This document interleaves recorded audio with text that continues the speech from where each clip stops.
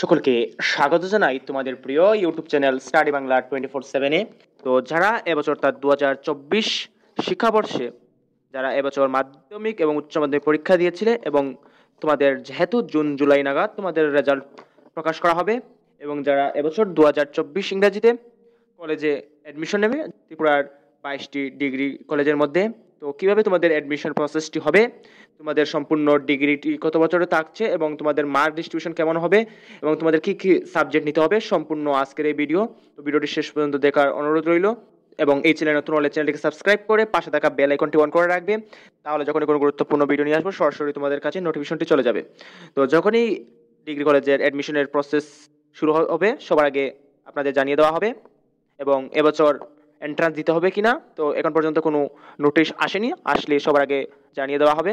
যারা হোয়াটসঅ্যাপ গ্রুপে জয়েন হওনি তোমরা ডেসক্রিপশনে দেওয়া লিঙ্কের মাধ্যমে জয়েন হয়ে যাবে, সেখানে সবার আগে তোমাদের আপডেট দিয়ে দেওয়া হবে। তো এবছর যারা 2024 ইংরেজিতে কলেজে ভর্তি হবে, তো তোমাদের জন্য থাকছে তোমাদের অ্যাডমিশনের প্রসেস। তো অ্যাডমিশন দু রকমের হয়ে থাকে, মূলত একটি হচ্ছে অনলাইন বেসিস আর একটি হচ্ছে অফলাইন। তো অনলাইন বেসিসে অ্যাডমিশন হলে তোমাদের ত্রিপুরা হায়ার এডুকেশন গিয়ে তোমাদের সেখানে লিঙ্ক রয়েছে অ্যাডমিশনের, ত্রিপুরা ইউনিভার্সিটি আন্ডারে যে সমস্ত ডিগ্রি কলেজ রয়েছে সেগুলোর। তো তোমরা সেখানে তোমাদের নির্দিষ্ট সাবজেক্ট অনুযায়ী তোমাদের নির্দিষ্ট ফর্মালিটিস দিয়ে তোমাদের অ্যাডমিশনটি শেষ করতে হবে। এবং আরেকটি হচ্ছে অফলাইন, যেটি তোমাদের পছন্দের কলেজে গিয়ে তোমাদের সেখানে লাইন ধরে তোমাদের বিভিন্ন ফর্মালিটিসগুলি পূরণ করে তোমাদের অ্যাডমিশন নেওয়া হবে।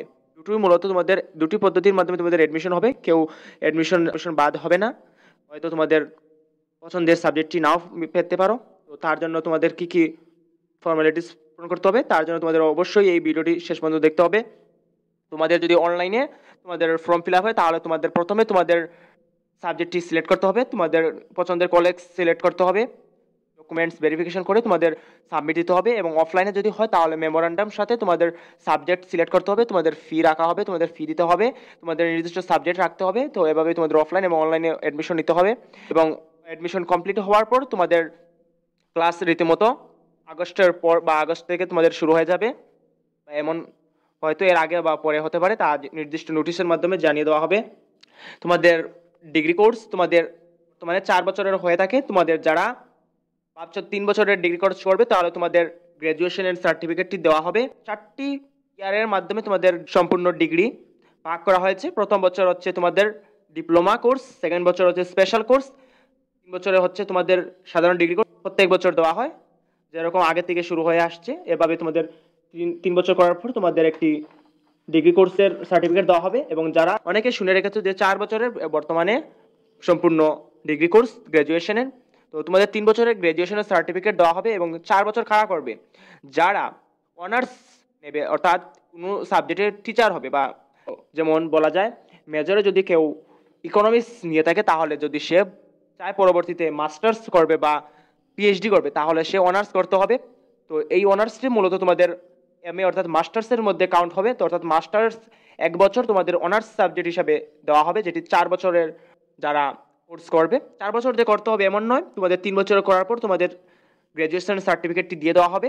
এবং যারা চাইবে, যারা ওই নির্দিষ্ট সাবজেক্টে, যে পলিটিক্যাল সায়েন্স হতে পারে, হিস্ট্রি হতে পারে, এডুকেশন সাবজেক্ট হতে পারে, বাংলা হতে পারে, ইকোনমিক্স হতে পারে, সায়েন্সের যে কোনো সাবজেক্ট হতে পারে, বিকমের যে কোনো সাবজেক্ট হতে পারে, তো সে যার পছন্দের সাবজেক্ট হবে মেজরের, এটি ফার্স্ট সেমিস্টারে তোমাদের সিলেক্ট করতে হবে। একটি মেজরের সাবজেক্ট নিতে হবে, একটি মাইনরের সাবজেক্ট নিতে হবে, একটি ইন্টারডিসিপ্লিনারি সাবজেক্ট নিতে হবে, একটি স্কিল অ্যাসেসমেন্টের সাবজেক্ট নিতে হবে। এটি বিএ, বিকম এবং বিএসসি এই 3টি স্ট্রিমের ছাত্রছাত্রীদের নিতে হবে। তো তোমাদের পরীক্ষার মধ্যে তোমাদের মূলত 100 মার্কের পরীক্ষা হবে, তার মধ্যে তোমাদের 12 মার্কের কোয়েশ্চন এসে থাকে তোমাদের নতুন সিলেবাসের মধ্যে এবং 2 মার্কের আসবে এবং তোমাদের ইন্টারনাল মার্ক হবে। সব মিলে তোমাদের একটি সাবজেক্টে 100 মার্কের পরীক্ষা দিতে হবে। তোমাদের সেমিস্টার অর্থাৎ 6 মাসের একটি সেমিস্টার হবে।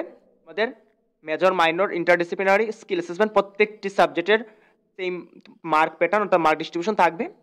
যারা অনার্স করবে তোমাদের পরবর্তীতে তোমাদের সেই অনার্স বিষয়ের শুধুমাত্র একটি বিষয়ে অনার্স করবে, যেমন পলিটিক্যাল সায়েন্স করলে তোমাদের পলিটিক্যাল সায়েন্সের অনার্স করবে এবং অনার্স 1 বছরে শেষ হলে তোমাদের মাস্টার্সের জন্য 1 বছর হবে এবং পরবর্তীতে যে সকল কোর্স রয়েছে সেই কোর্সে তোমাদের ভর্তি হবে।